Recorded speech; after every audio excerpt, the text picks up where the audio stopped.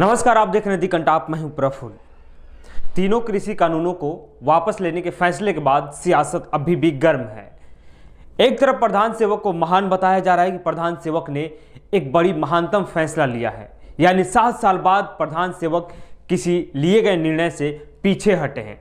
यानी किसानों के जिद के आगे, किसानों के हट के आगे, यानी हमारे प्रधान सेवक को पीछे हटना पड़ा और वो उन्होंने अपना निर्णय वापस लिया। यानी तीनों कृषि कानूनों को अब वापस लेने का फैसला लिया गया है। इस शीतकालीन सत्र के दौरान उस पर जो एक संवैधानिक प्रक्रिया से कार्रवाई होती है उसको पूर्ण करते हुए इन कानूनों को वापस ले लिया जाएगा। लेकिन किसानों को अभी भी विश्वास नहीं हो रहा है कि तीनों कृषि कानून वापस लिए ही जाएंगे। किसान एक तरफ अड़े हुए हैं कि जब तक इसको लिखित रूप में हम देख न लें, सुन न लें, तब तक हम अपनी आंदोलन खत्म नहीं करेंगे। वहीं ट्विटर पे, फेसबुक पे या सोशल मीडिया पे, अलग अलग प्लेटफॉर्म पे एक तरह का ट्रेंड चलाया जा रहा है कि किसानों ने 14 महीने आंदोलन किया और 14 महीने के आंदोलन में कई समस्याओं का सामना किया, कई चुनौतियों का सामना किया, कई आरोप लगे। उन आरोपों को सहते हुए, बर्दाश्त करते हुए उन्होंने आंदोलन जारी रखा। वो गर्मी हो, बरसात हो या ठंड हो, तपती धूपों में, सूरज की तपिश में वो सड़कों पर बैठे रहे। झमाझम बारिश जब हो रही थी तब भी वो सड़कों पर बैठे रहे। कोरोना की दूसरी लहर में जब हम और आपने देखा था कि कोरोना की दूसरी लहर कितनी भयावह थी, तब भी वो अपनी जान को जोखिम में डालकर किसान सड़कों पे बैठे रहे, क्योंकि उनका मांग जायज था, उनका मांग संवैधानिक था। तो इसलिए आज ट्विटर पे एक ट्रेंड चलाया जा रहा है। ट्विटर पे ट्रेंड क्या चलाया जा रहा है वो मैं आपको बता रहा हूं। देश कभी नहीं भूलेगा, यानी देश नहीं भूलेगा। क्या नहीं भूलेगा, ये चीजें मैं बताऊं, उसके बाद थोड़ी सी बातें आगे और करूंगा। देश नहीं भूलेगा यानी किसान आंदोलन के समय में लगभग 700 से ज्यादा किसानों की मौत हो गई। 700 किसान मौत को चूम लिए। किसान उन्हें शहीद का दर्जा दे रहे हैं। 700 परिवारों का कह सकते हैं कि सहारा छिन गया। 700 परिवार टूट गए। कितनों का नुकसान हुआ, आर्थिक रूप से हर तरीके से नुकसान हुआ है किसानों का। इसलिए कहा जा रहा है कि देश नहीं भूलेगा।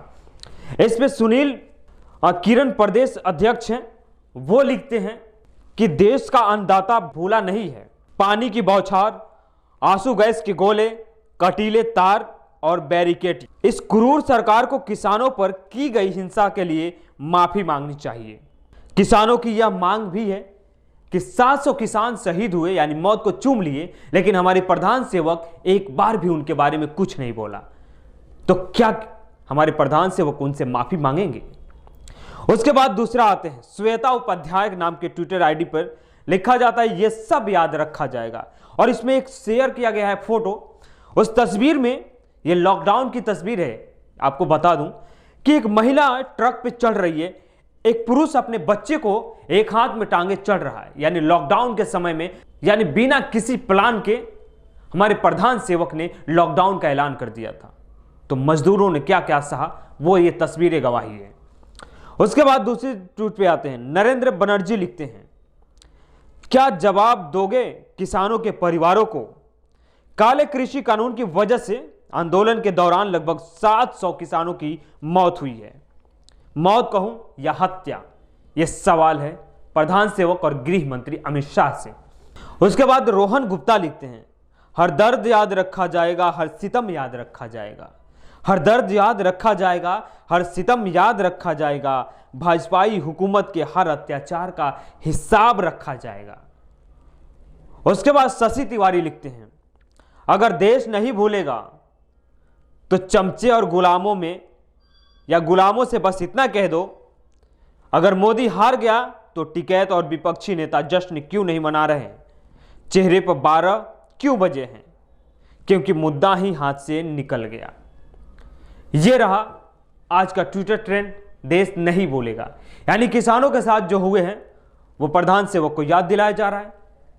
प्रधान सेवक को बताया जा रहा है कि किसानों ने 14 महीने में कितनी समस्याओं का सामना किया है। खैर, देखते कि प्रधान सेवक उन शहीदों के लिए, या उन जो किसानों की मौत हुई है जिनको शहीद कहा जा रहा है, क्या करते हैं, क्या निर्णय लिया जाता है। 700 से ज्यादा किसान मौत को चूम चुके हैं अलग अलग बॉर्डरों पे, और किसानों ने 14 महीने अपना आंदोलन जारी रखा सब कुछ छोड़कर। तब जाके कहीं सरकार घुटने पे आई और हमारे प्रधान सेवक ने यह फैसला लिया। खैर देखना यही होगा कि इस आंदोलन में अब नया मोड़ क्या होगा और कैसे इस आंदोलन को करवट दिया जाएगा, और हमारे प्रधान सेवक क्या करते हैं।